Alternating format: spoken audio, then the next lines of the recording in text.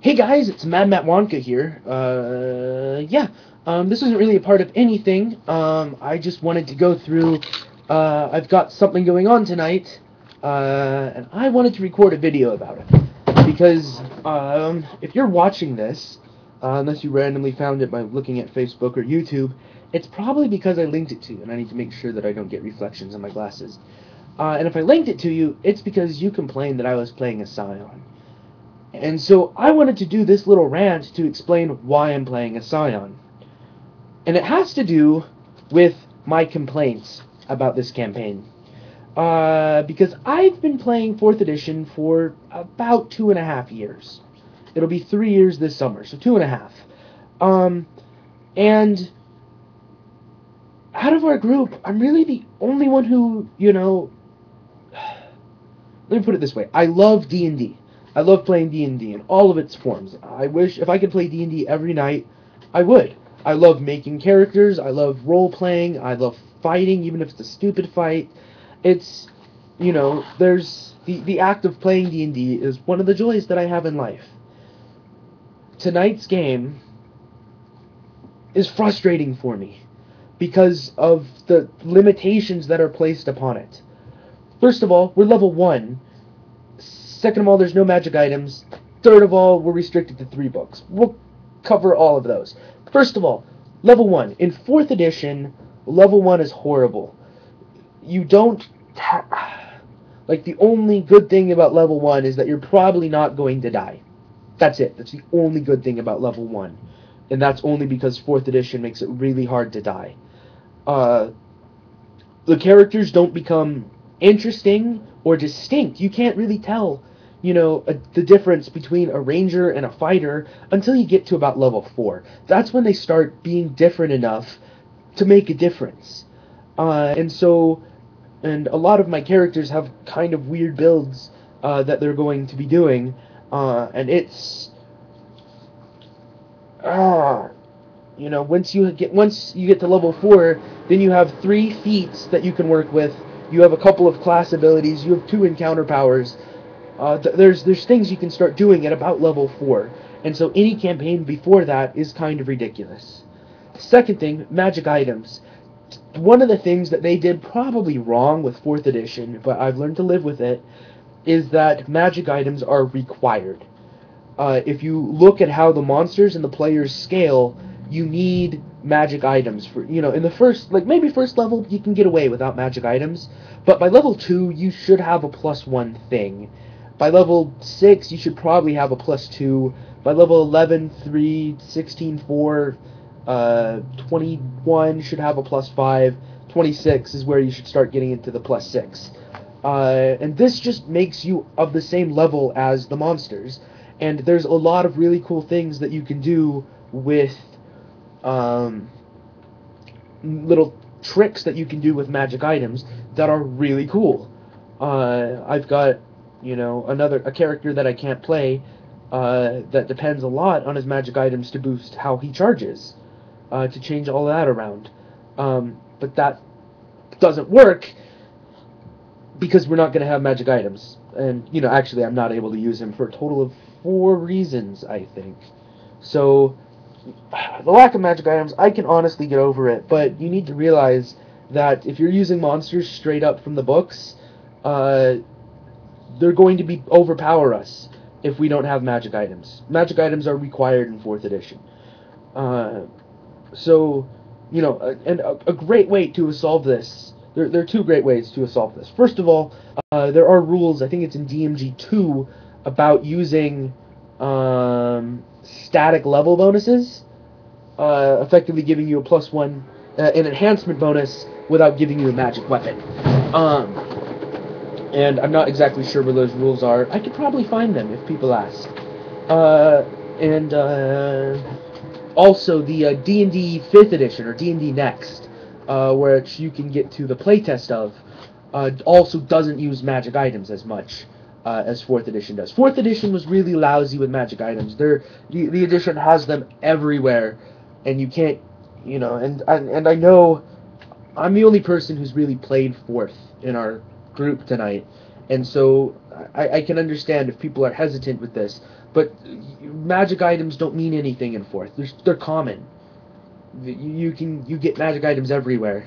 They're really easy, and it's really annoying that I don't have them. Moving on to editions, yeah, I'm the only one who's played 4th, and there's a lot of things in 4th that just don't work as well when using just 3 books. In the 3 books were the first 3. You know, I don't have information. Yes, I do. I have information on this device that I can check real quick. So I wanted to check buttons. There we go. Let me just hit something real quick. Go to page 1. And it will tell me real quick right here somewhere. I know this makes horrible video. Hold on. Right now, I'm looking at Player Handbook 3 on my Kindle device. First printing, March of 2010. So, the book that we're using, right now, you know, the 3 books have not any updates for 2 years.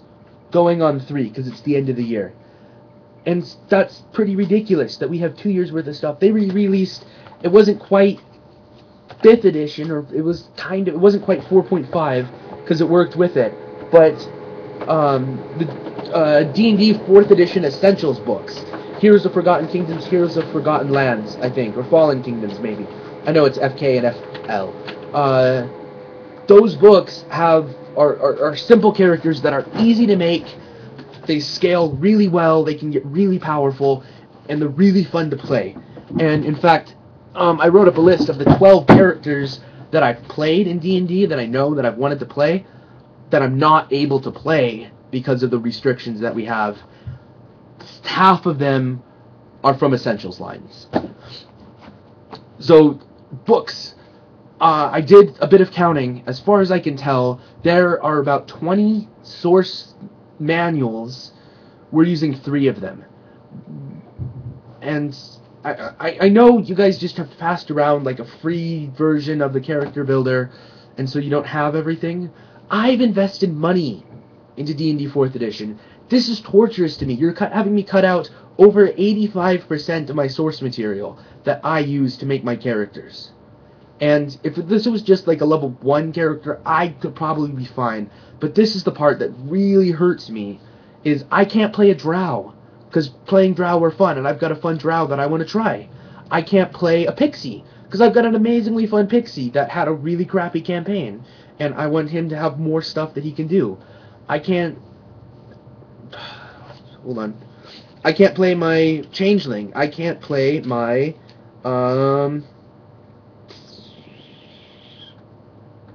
There's another one. Hold on. I can't play all those essential characters that I have.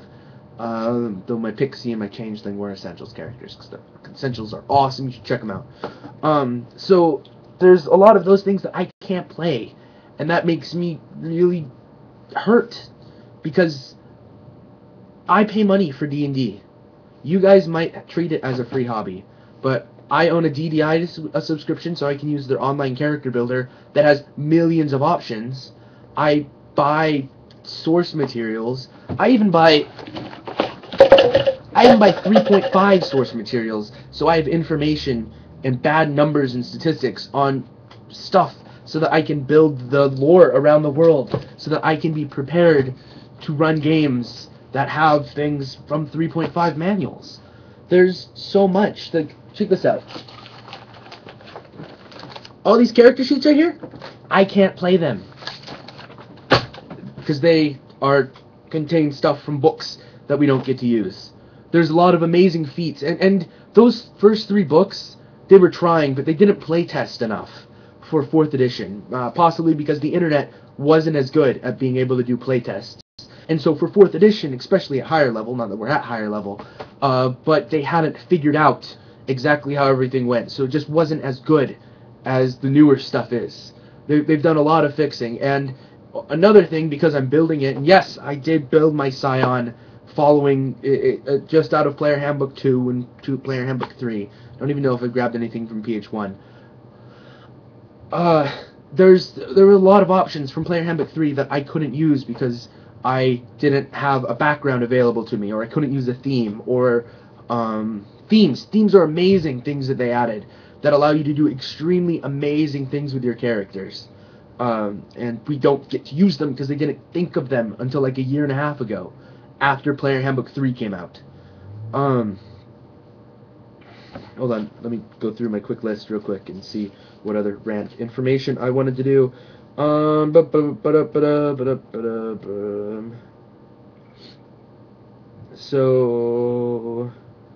I'm not going to complain about, there's a lot of things in 4th edition that you guys just don't know, and a lot of things that they've kind of changed up. And honestly, if I started doing an online campaign, I'd be doing 5th edition or D&D next, because I think it makes things work easier. And another important thing, and this is less of a character building, joining the group type of thing, and it's more of a DM bash. If I don't, feel. If I make a character using the D&D character builder, it's a legal character. That's how it works. There's things you can do to make it illegal, but I don't do that. And I don't like the idea of having my character be rejected because the DM doesn't know about how the character plays. If I make a character, it's entirely up to me to play it like it's supposed to be played. And I understand that there's some things about the DM's world where things work differently, and yes, I understand that that's for the DM to decide and work out with the player, but the players shouldn't be penalized for trying new and different things, and the DM, if he wants to penalize us, shouldn't have us remake our character. He should punish us in-game. Okay, this has gone on for like 13 minutes. I think I'm done. So, while I was recording this, my character sheet printed. So, I'm playing...